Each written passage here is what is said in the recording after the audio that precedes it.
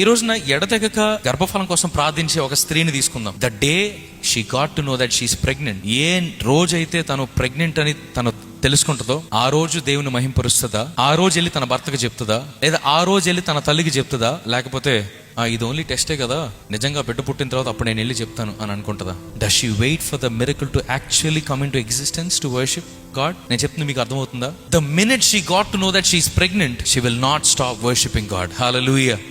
అంటే ఈ టెస్ట్ లో కనపడింది కేవలం వాగ్దానం మాత్రమే. 9 నెలల తర్వాత ఆ వాగ్దానము నెరవేర్చబడటం గమనిస్తాం. ఆ తల్లి ఆ బిడ్డను చూడదు. చూడకపోయినప్పటికీ కూడా తను ప్రతిరోజు కూడా ఇచ్చిన గర్భఫలాన్ని బట్టి దేవుని నామాన్ని మహింపరుస్తుంది. తన విశ్వాసం క్రియల రూపంలో ఎట్లా వ్యక్తపరుస్తుంది చెప్పనా? She prepares her house for the up coming baby. తన కడుపులో పెరుగుతున్న బిడ్డ కోసము ఒక రూమ్ రెడీ చేస్తుంది. తన కడుపులో పెరుగుతున్న బిడ్డ కోసము ఒక క్రెడిల్ కొంటది. తన కడుపులో పెరుగుతున్న బిడ్డ కోసము మంచి మంచి ఆహారాన్ని తినడం ప్రారంభిస్తుంది. తన కడుపులో పెరుగుతున్న బిడ్డ కోసము అన్ని ఏర్పాట్లు చేసేస్తుంది.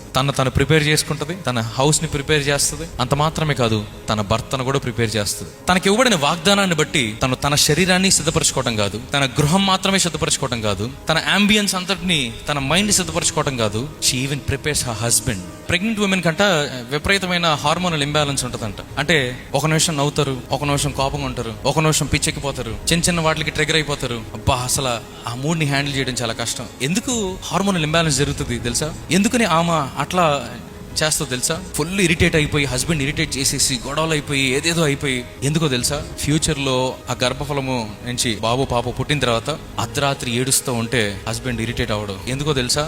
అంతకంటే ఎక్కువ ఇరిటేషన్ ఇవి చేసేస్తుంది కాబట్టి ముందే. That is preparing a father.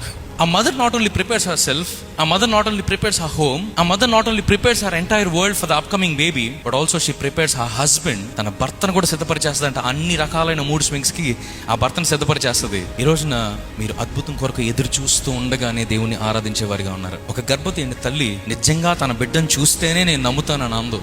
నిజంగా నా బిడ్డ 9 నెలల తర్వాత ఈ లోకంలోకి వచ్చిన తర్వాత నేను దేవుని ఆరాధిస్తానని అనుకోదు. తెలిసిన వెంటనే భర్తకు చెప్తుంది, తల్లికి చెప్తుంది, తన కజిన్స్ కి చెప్తుంది. అసలు ఆ శుభవార్తను ఎంతమందితో వీలైతే అంతమందితో చెప్పడానికి ప్రయత్నం చేస్తుంది. చర్చ్ లో చెప్తారు, అనౌన్స్ చేస్తారు, బేబీ షవర్ పెట్టుకుంటారు, ఎంతో సంతోషంగా ఆ అకేషన్ సెలబ్రేట్ చేసుకుంటారు.